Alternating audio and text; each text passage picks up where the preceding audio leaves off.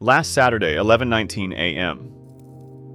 The ground beneath Pozzuoli lurches, magnitude 3.5, just 2.5 kilometers deep. Shallow enough that people across Naples pour into the streets. Within the hour, the prefect pulls mayors, civil protection, firefighters, and scientists into an emergency meeting. A moderate quake triggered all of that. Let me walk you through what happened, what the science says, and the question nobody is asking out loud. At 11:19 on a clear Saturday morning, Pozzuoli's streets were humming with weekend life until the ground lurched beneath everyone's feet. The quake was shallow, just 2.7 kilometers down, and it did not just shake the windows. People in Soccavo, Pianura, and Vomero heard what they described as a deep, rolling roar. In the historic center of Pozzuoli, crowds surged outside, some clutching phones, others staring at the pavement as if expecting it to split.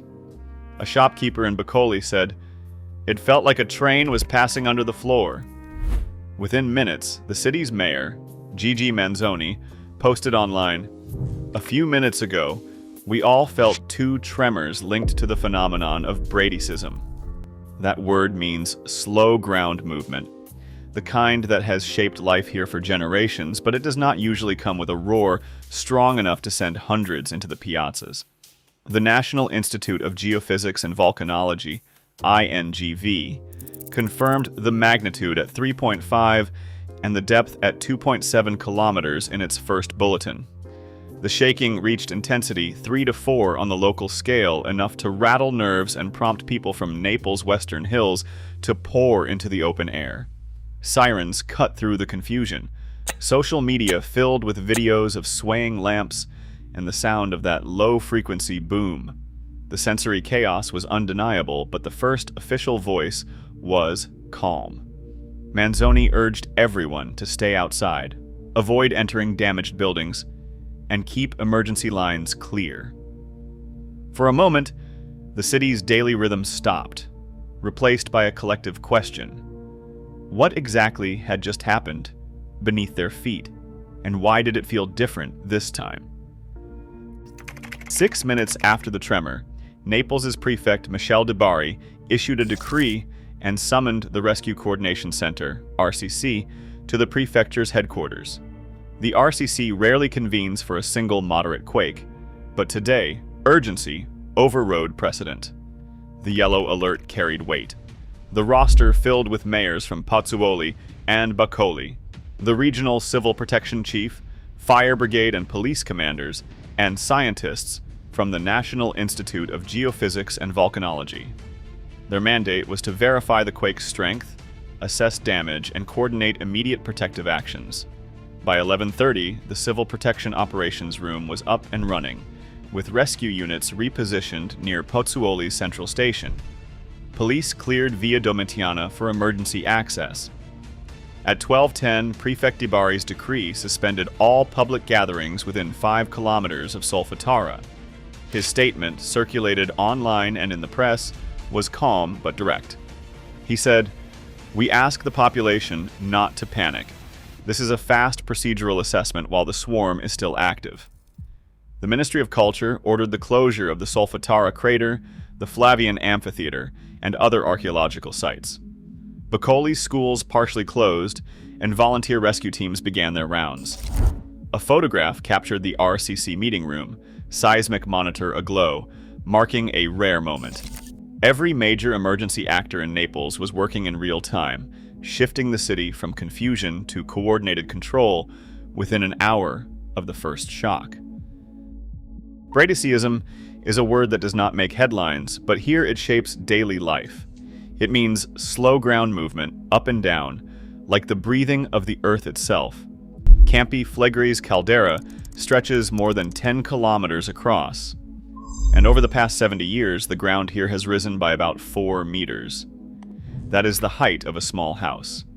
Most of the time, this happens so slowly you would never notice, maybe 2 centimeters a month, about the thickness of your finger, according to the latest INGV bulletins.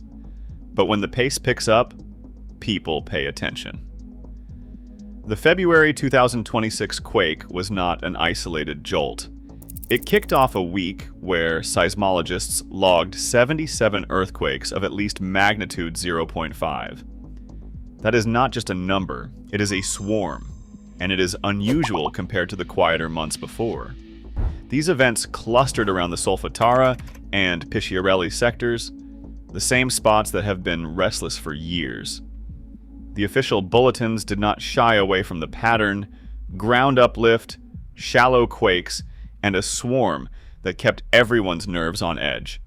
This is not the first time the ground has acted up. Just a year earlier, in February 2025, more than 500 earthquakes rattled the same region in a single week. That swarm forced school closures, opened emergency shelters, and led the Ministry of Civil Protection to appoint a special commissioner for Campi Flegrei. It was a wake-up call, and it changed the rules. Now, the protocol says, if you get a swarm like this, with at least 10 measurable quakes in 24 hours or a centimeter of uplift in a day, the yellow alert is automatic. No waiting, no debate. The numbers drive the response. So, here is the question I keep coming back to.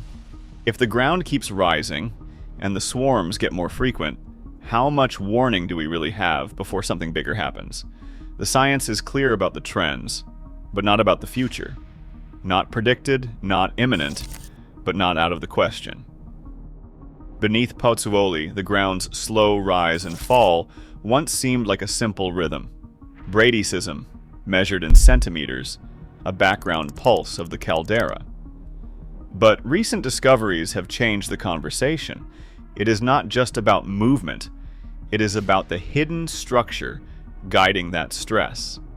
In 2024, Bill Ellsworth's team at Stanford used artificial intelligence to analyze seismic records from hundreds of sensors.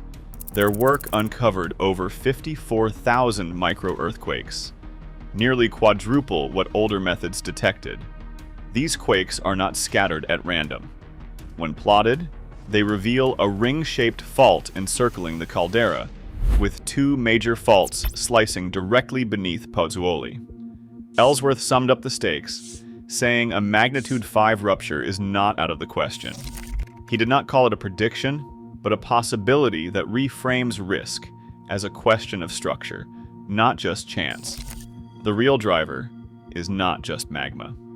In May 2025, a study identified a pressurized geothermal reservoir beneath Pozzuoli, 2 cubic kilometers of superheated fluids at 340 degrees Celsius, pushing 1.5 megapascals above the surrounding rock.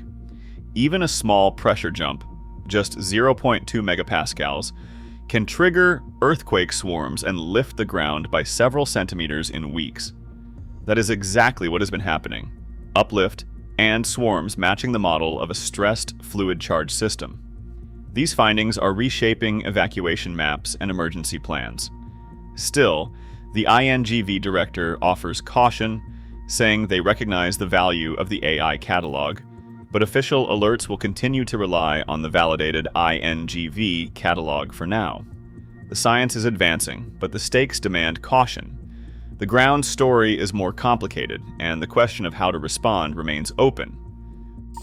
Moving 500,000 people isn't just a matter of telling everyone to leave. The evacuation plan for the Campi Flegrei red zone covers 13 municipalities, with roughly 500,000 residents living inside a 3-kilometer radius of the caldera.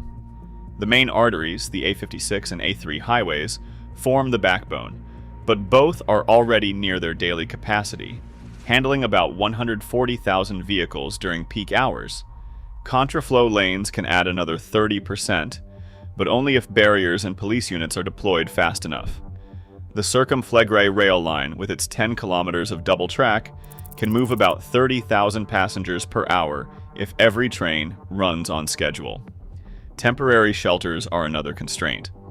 Municipal schools and sports complexes can house around 65,000 people, with hospitals reserving about 5,000 beds for the most vulnerable. Field tents and modular shelters, if deployed quickly, could bring the total to roughly 224,000, still less than half the red zone population. Traffic simulations run by local universities paint a stark picture. In the best case, with 90% of people complying and every route open, a full evacuation could take 5 to 6 hours. If compliance drops or bottlenecks form at interchanges such as Naples-Bagnoli, that window stretches to 9 hours or more. And that is before factoring in the real human dynamics, hesitation, fear, or simple refusal to leave, which I will get to next. A plan on paper is only as strong as the people who trust it. After the February 2025 swarm, the University of Naples surveyed residents inside the red zone. Only about 60% said they would follow an evacuation order right away. Another 20% admitted they probably would not leave unless they saw visible danger, and a similar share said they did not trust the alerts at all. A Pozzuoli resident told a local reporter that they have lived with Braticism for decades. After a while, you stop listening to every warning. That skepticism is not just a statistic, it is a bottleneck, as real as the Naples-Bagnoli interchange, where 40% of outbound traffic would converge in an evacuation. Civil protection engineers have flagged this spot as the system's Achilles heel. If confusion or hesitation slows the flow here, even the best-case clearance time could double.